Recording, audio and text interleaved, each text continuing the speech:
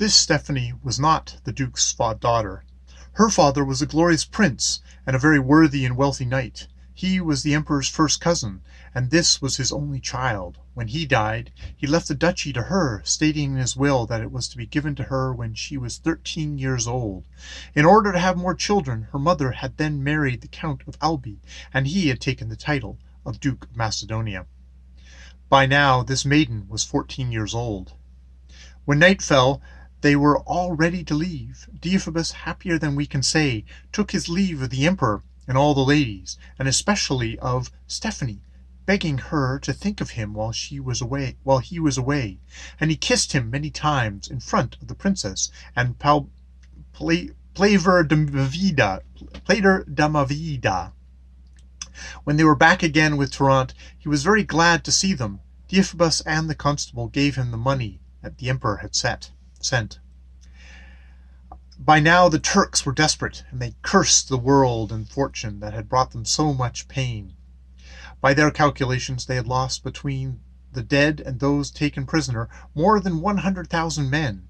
In their anger, they held council to decide how they might kill Trnt.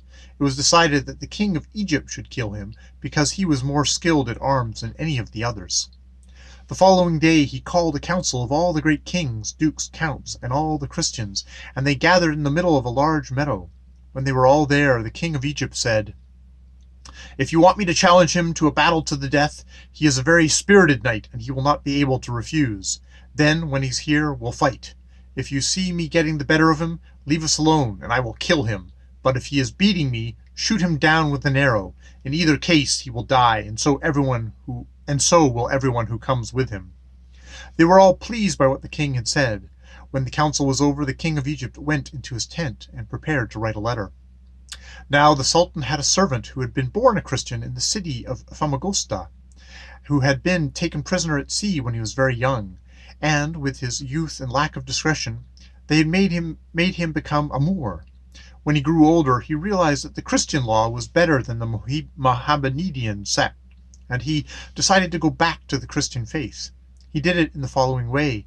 He prepared his arms and a good horse and set out for the bridge of stone where Lord Malvelli was. When he was an arrow shot away, he put his headdress on the tip of his lance, asking for safety. When the men in the castle saw that it was only one man, they offered him safety. But when the Moor was near, an archer who knew nothing about the guarantee of safety shot an arrow that wounded the horse. Lord Malvelli was very upset, and he promised the Moor that if the horse died, they would give him a better one. The Moor told him how he'd come there to become a Christian, and that he wanted to talk to the great captain. They agreed that he should return the following day, and that Lord Malvelli would advise Trnt. The Moor was very pleased, and went back to the camp. The Sultan asked him where he had been, and how his horse had been wounded. The Moor replied, "Sir, I was bored here, so I went over to the bridge. I saw a Christian on horseback and rode towards him. When I was close to him, he shot an arrow at me. I spurred my horse on and caught up to him and knocked him to the ground. Then I dismounted and prepared to kill him. On his knees he begged my forgiveness, so I pardoned him, and we became good friends, and he has promised to tell me everything that is happening in the Christian camp." "This is excellent news to me," said the Sultan. "Go back tomorrow and find out if they intend to fight more, or if they are going to go back to the city of Constantinople." The next day the Moor took one of the Sultan's best horses and rode to the bridge, where he was taken inside the castle. Trnt soon arrived and paid reverence to Lord Malvelli and his son, and then embraced Lady Malvelli and gave honor to the Moor. The Moor told him that he wanted to become a Christian and to serve him. They went to the church, and there he was baptized with the name of Cyprus of Paterno. Then he said, "Sir, now that I have been baptized a true Christian, I wish to live and die in this holy faith. I will stay here if you like, or I will go back to the camp and tell you what is happening every day. No one in all our camp knows what is going on better than I, because all the council meetings are held in the Sultan's tent, and I am a member of the council." Trnt begged him to go back, and to advise Lord Malvelli as often as he could about the Turks' plans. He agreed and said, "I beg you, Captain, let me have some sort of sweetmeats so I can give them to the Sultan, for he likes to eat these things, and with this as an excuse I'll be able to come and go easily, and he won't suspect me." The Lord of Malvey said, I can give them to you. And he had the dates and sweetmeats brought in a box, and gave them to Cypres de Paterno. When he returned, the Sultan asked him for news about the Christians. He replied that his friend had told him that they did not intend to leave. Until your lordship changes your campsite, sir, and sir, I was given these dates and sweetmeats. The Sultan was very pleased at what he had brought, and had him go often. So he went and told Lord Malvey everything he knew, and Lord Malvey kept Trnt informed. Cypres of Paterno swore never again to serve the Sultan. When the king of Egypt had the letter of battle drawn up, he ordered a messenger to take it to Trnt, the captain of the Greek army. It said the following: From Abanonar, by the will of God, king of Egypt, to you, Trnt LeBlanc, captain of the Greek army. I challenge you to battle, man to man, on foot or on horseback, whichever you desire, to your own advantage, before a competent judge. We will do combat until one of us is dead, so that I may present your head to my lady. If you wish to answer this letter, give your reply to Egypt, my messenger, and that will suffice to show your agreement, and to bring our battle to the end that I desire. Written in our camp on the eastern shore, the first day of this moon, and signed, King of Egypt. After Trnt had held council in his tent, he answered the king of Egypt's letter in the following way: I vow to God and my lady, and to the honor of chivalry, that 20 days into August, 4 days before or after, I will be on the eastern shore before your camp, with all the power to do battle if you should wish it, written by my hand and sealed with my coat of arms in the camp called Transinimo, 5th of August, Trnt LeBlanc. Here the book returns to the emperor, who wanted very much to have news of the camp.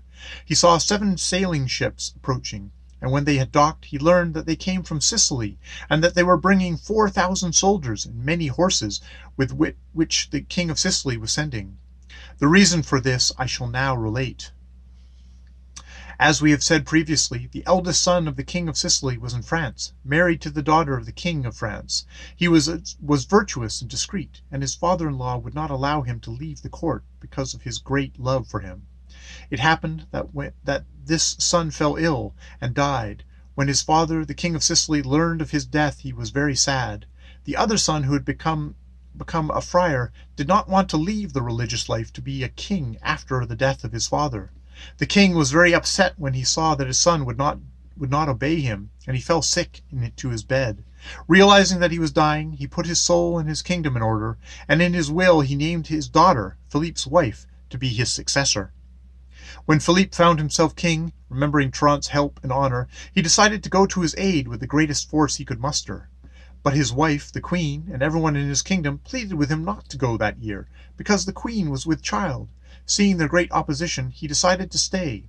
He sent in his place as captain the Duke of Messina, with 5,000 soldiers on foot and on horseback. Because of her dealings with Trnt, the queen sent him 2,000 soldiers, and made the lord of Pantanalia their captain. When the soldiers had been given lodging, the emperor said, I have decided to go to the camp to make peace between the Duke of Macedonia and our captain. If they don't, they'll kill each other some day. Since this sort of thing has happened twice already, we have to guard against a third time. If I get the Duke of Macedonia in my hands, I swear I'll cut off his head. Then the emperor ordered all his men to prepare to leave. What, my lord? Said the empress. Are you going with so few men? The emperor replied, These barons from Sicily are here, and they'll go with me. All the emperor's servants quickly made ready. The following night, while the princess was asleep, Stephanie came to her bed. She woke her and said, My lady, I dreamt that I saw Deiphobus, and that he told me, Stephanie, my love, Trnt and I are so fortunate to have you here. Just being able to see you makes us sure we'll defeat the Turks. So, my lady, when I woke up, I came here to tell your highness that, if you wish, we can quickly satisfy your desires, and they'll know first-hand how great our love is. We will go to them when they can't come to us. The princess said, Give me my chemise, and don't say another word. She quickly dressed, and then she went to the emperor's chambers. He had not yet gotten up, and she told him, My lord, the maidens are afraid, hearing about the war, and especially about the battles. So, your majesty, please don't refuse me a favor. You should grant it to me for 2 reasons. First, your majesty should not go anywhere without me because of your age, for I love you more than anyone, and if your majesty got sick, I could serve you and be at your bedside, because I know your nature better than anyone. The second reason is that it's nature's course that whoever is born first should die first, although sometimes we see the contrary. And if I go with your majesty, I could see and know about war, and in case the need should arise in the future, I would not be afraid. At first the emperor tried to dissuade her, but when she insisted, he said, My daughter, since you want it so much, I'll give you my consent. On the day they left, the princess dressed in a skirt with gold braid, and armed herself in a coat of mail she had made for her. She mounted a large white horse, and with the staff in her hand, she went as captain over her people. In her company were 60 of the most beautiful and elegant maidens in the entire court. She made Stephanie the commander, while the Duke of Pera's daughter Saladrida had the position of marshal. Comantissa was Lord Constable, and Palamurdavida carried the emblem.